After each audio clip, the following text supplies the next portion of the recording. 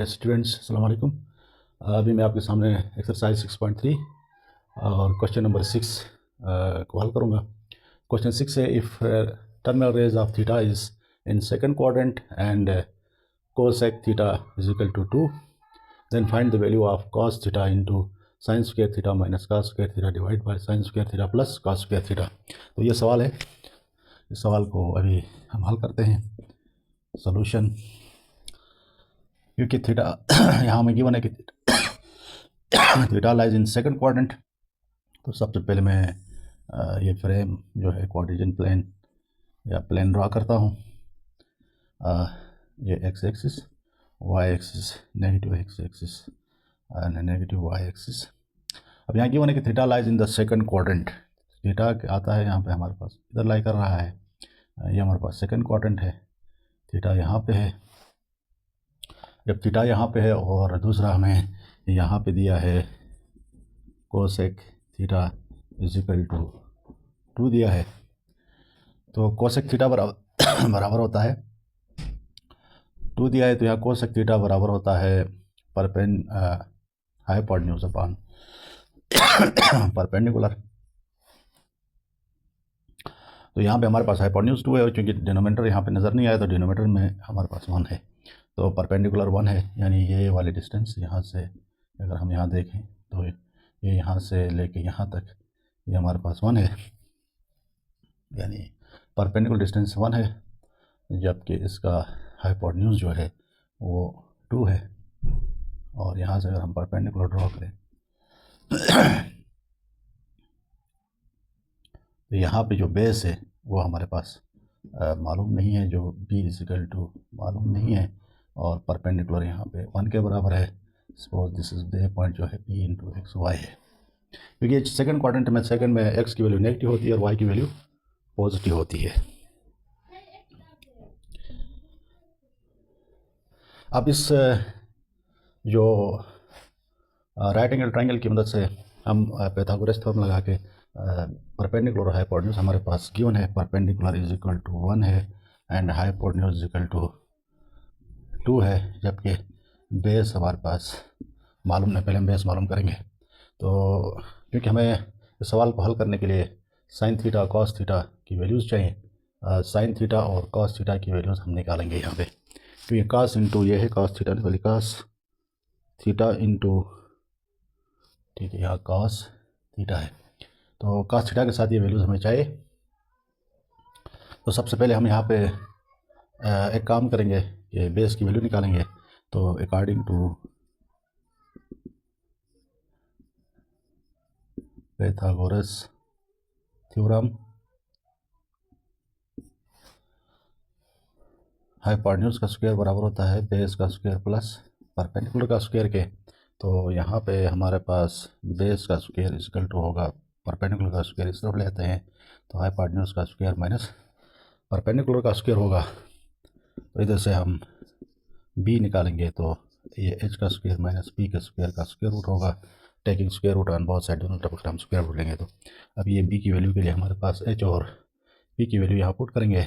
h हमारे पास 2 है, 2 का स्क्वायर माइनस 1 का स्क्वायर रूट, तो ये बन गया हमारे पास 2 का स्क्वायर 4 माइनस 1 का स्क्वायर 1 ही आता है। तो ये बेस हमारे पास आ गया 4 माइनस 1 2 3 का स्क्वायर रूट, तो बेस मिल गया, इसकी वैल्यू हमारे पास मिल गई। अब इसकी मदद से हम जो है जो रिक्वायर्ड ट्रिग्नोमेट्रिक रेशियोज हैं उनकी वैल्यूज़ निकालेंगे। और यहाँ पे एक बात याद रखने की ज़रूरत है, क्योंकि theta lies in second quadrant, so second quadrant में जो बेस या एक्स की वैल्यू वो नेगेटिव होती है, तो यहाँ पे ये बेस हमारे पास आएगा माइनस में। हम इस बेस को किस में लेंगे, -√3 में लेंगे। तो अभी हम यहाँ से, क्योंकि ये बेस की वैल्यू हमारे पास माइनस में आएगी, और अभी हम यहाँ से क्या करेंगे, रिमेनिंग ट्रिग्नोमेट्रिक रेशियोज फाइंड करेंगे। तो यहाँ से हम निकालेंगे कास थीटा की वैल्यू निकालेंगे। तो कास थीटा बराबर होता है बेस अपॉन हाइपोटेन्यूज, तो ये हमारे पास बन गई -√3 डिवाइड बाई 2। इसी तरह हमें रिक्वायर्ड है साइन थीटा की वैल्यू। साइन थीटा बराबर होगा परपेंडिकुलर अपॉन बेस हाइपोटेन्यूज, तो परपेंडिकुलर 1 है, हाइपोटेन्यूज 2 है। और ये दो जो है ट्रिग्नोमेट्रिक रेशियोज़ की वैल्यू ज़रूरत चाहिए थी हमें, क्योंकि हमने निकालना है इसकी value cos theta is equal to cos theta into sine square theta minus cos square theta divided by sine square theta plus cos square theta की हमें वैल्यू निकालनी है। तो इजिकल टू हम इनकी वैल्यूज पुट करेंगे, तो कॉस थीटा की वैल्यू हमारे पास आ गई, कॉस थीटा हमारे पास बन गया -√3 डिवाइडेड बाई 2 इंटू साइंस की वैल्यू हमारे पास बन गए 1/2 का स्क्वायर माइनस कॉस थीटा की वैल्यू बन गई है -√3 डिवाइडेड बाई 2 का स्क्वायर डिवाइडेड बाई 1/2 का square minus plus -√3 divided by 2 का स्क्वायर। अब इसको हम सिंप्लीफाई करेंगे तो ये आएगा -√3 डिवाइडेड बाई 2 इंटू ये बन गया 1/4, ये स्क्वायर और स्क्वायर रूट कैंसिल हो गए, और क्योंकि माइनस के ऊपर पावर स्क्वायर है तो ये माइनस प्लस हो जाएगा, ये माइनस स्क्वायर और स्क्वायर रूट कैंसिल हो गए, 3/4 बन गया डिवाइडेड बाय, और ये 1/4 प्लस ये 3/4 बन गया, ये क्लोज हो गया। तो अगला स्टेप इसका होगा -√3 डिवाइडेड बाई 2 इंटू यहाँ पे बन गया 4 एलसीएम, तो ये 1 - 3 डिवाइड बाई 4, और ये निचले वाले को भी हम इसी तरह लिख सकते हैं डिवाइडेड बाई 1 + 3 डिवाइडेड बाई 4।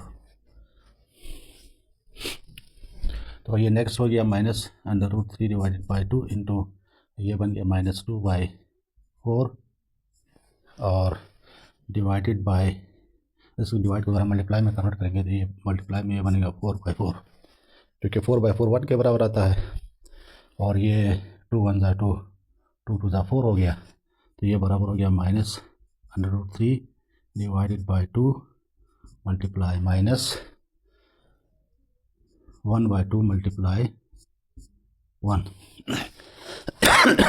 अब ये माइनस माइनस ये मल्टीप्लाई करेंगे तो माइनस प्लस हो जाएगा, और इनको मल्टीप्लाई करेंगे तो हमारे पास फाइनल रिजल्ट बनेगा √3/4। तो इसी तरह ये सवाल हल हो गया हमारे पास। जो हमने रिक्वायर्ड वैल्यू थी cos theta into sine square theta minus cosec square theta divide by sine square theta plus cosec square theta की cos स्क्वायर थीटा की वैल्यू निकाली थी, चूँकि उसकी वैल्यू हमारे पास आ गया √3 डिवाइड बाई 4। तो यह सवाल यहाँ पे एंड होता है, और इसी तरह के मज़ीद जो है ना वीडियोस के लिए मेरे चैनल को सब्सक्राइब, लाइक और शेयर ज़रूर कीजिएगा।